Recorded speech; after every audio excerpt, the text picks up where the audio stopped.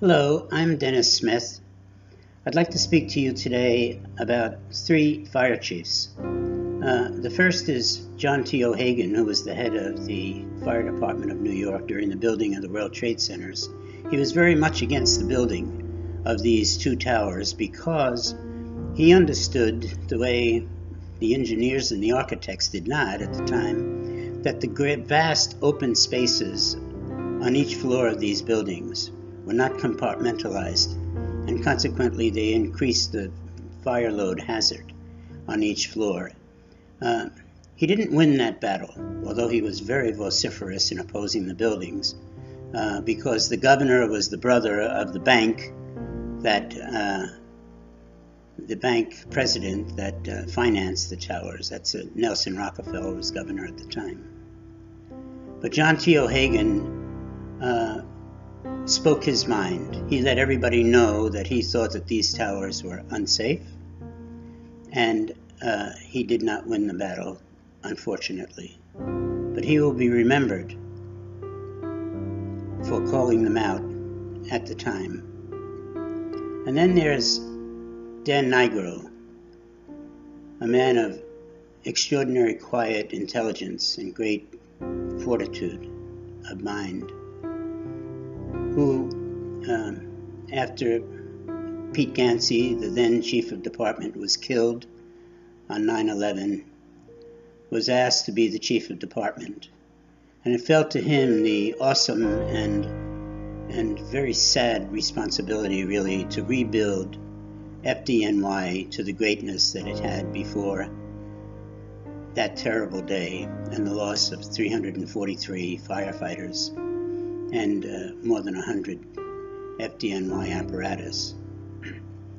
But he rebuilt it, and he did a great job, and FDNY is today still the great exemplary fire department. It is the place where, when professors and students look for organizations that are really well managed, they look at FDNY, because it's managed by Dan Nigro and people like him. And then there's a third fire chief who has been dead a long, long time.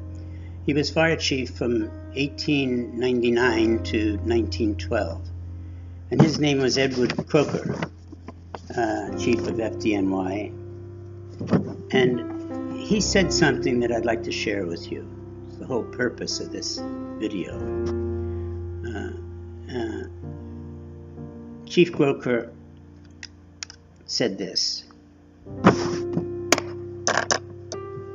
I have no ambition in this world but one, and that is to be a fireman. The position may, in the eyes of some, appear to be a lowly one, but we who know the work which a fireman has to do believe that his is a noble calling. There's an adage which says, nothing can be destroyed except by fire. We strive to preserve from destruction the wealth of the world, which is the product of the industry of man, necessary for the comfort of both the rich and the poor. We are the defenders from fire of the art which has beautified the world, the product of the genius of men and the means of refinement of mankind. But above all, our proudest endeavor is to save lives of people, the work of God Himself. Under the impulse of such thoughts, the nobility of the occupation thrills us and stimulates us to deeds of great daring, even at the supreme sacrifice.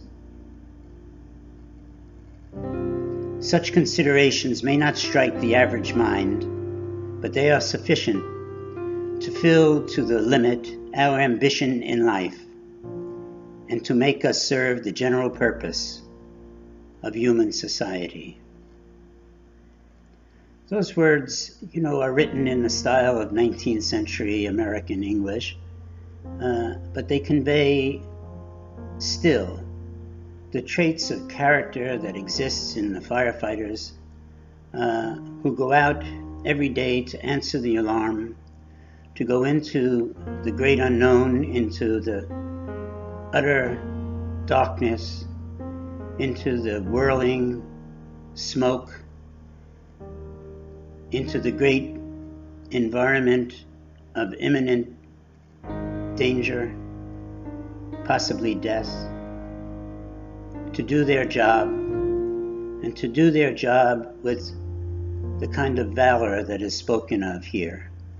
Valor is not an easy thing to talk about, but I know after so many years of writing and participating and being in various positions in various fire organizations, that valor is the basis of what we do, and we should be very proud of it.